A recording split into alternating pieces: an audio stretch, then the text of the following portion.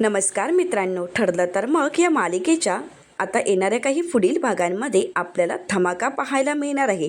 मित्रांनो, आत्तापर्यंत सायलीच्या 13 मैत्रिणी एकत्र येत प्रियाचे 3 तेरा वाजवलेले असतात. तर आता पुढे रमा आणि मंजिरीच्या मदतीने प्रियाला पकडण्यामध्ये सायलीला यश कशा प्रकारे मिळेल हे तर आपल्याला पुढे पाहायलाच मिळणार आहे. तत्पूर्वी आजच्या भागामध्ये आपल्याला पाहायला मिळतं की प्रिया आता आपल्या वाटेतील अडथळा दूर करण्यासाठी आपल्याच आईबाबांना मारण्यासाठी आश्रमात पोचलेली असते. आता त्यांना इंजेक्शन देऊन मारणार, परंतु त्याचवेळी त्या ठिकाणी नंदिनी पोचते आणि नंदिनी प्रियाचा डाव उधळून टाकते. आता नंदिनी प्रियाच्या हातातील इंजेक्शन घेत म्हणते, प्रिया, अगं तुला काय वाटलं, तू हे सगळे डावफेच करशील आणि आम्ही तुझ्यापर्यंत पोचणारच नाही. अगं पण तुझा डाव आता संपला आहे, तुझा खेळ संपला आहे.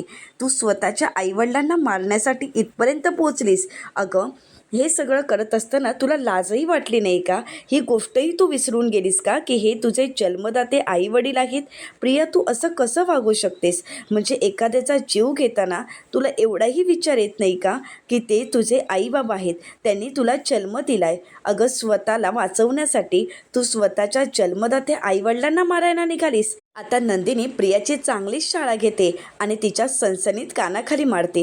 प्रिया स्वतःला वाचवण्याचा प्रयत्न करत म्हणते, नाही, मी असं काहीही केलेलं नाही, तुमचा काहीतरी गैरसमज होत आहे. अगं नंदिनी, हा डॉक्टर माझ्या आईबाबांना मारण्याचा प्रयत्न करत होता, पण मी माझ्या आईबाबांना वाचवण्यासाठी या नर्सच्या वेशात इथे पोचली आहे, यामध्ये माझी काहीच चूक नाही आहे, असं म्हणत ती सारवासारव करण्याचा प्रयत्न करत असते. परंतु त्यावेळी मैनावती प्रियाच्या कानाखाली मारत म्हणतात, खरंच माझ्यासारखी कमनशिबी आई मीच आहे की मी जिच्यासारख्या एका राक्षसिनीला जन्म दिला.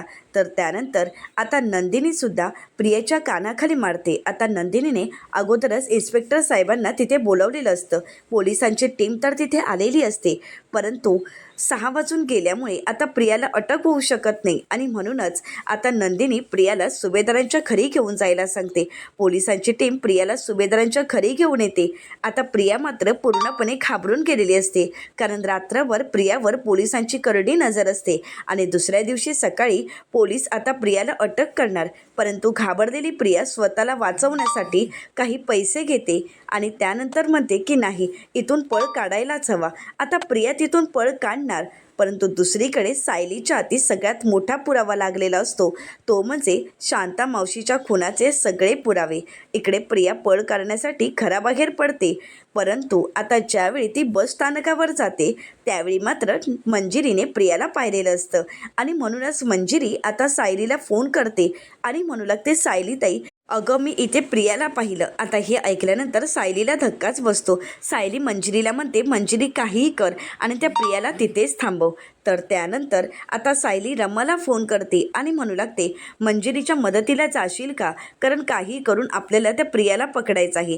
तर आता रमा म्हणू लागते, सायली तू काळजीच करू नकोस, आता आम्ही 2 वाघिणी मिळून या उंदराला नक्कीच पकडू. आता मंजिरी आणि रमाच्या साथीने सायली प्रियाचे कसे 3 तेरा वाजवणार हे तर आपल्याला पुढे पाहायलाच मिळणार आहे.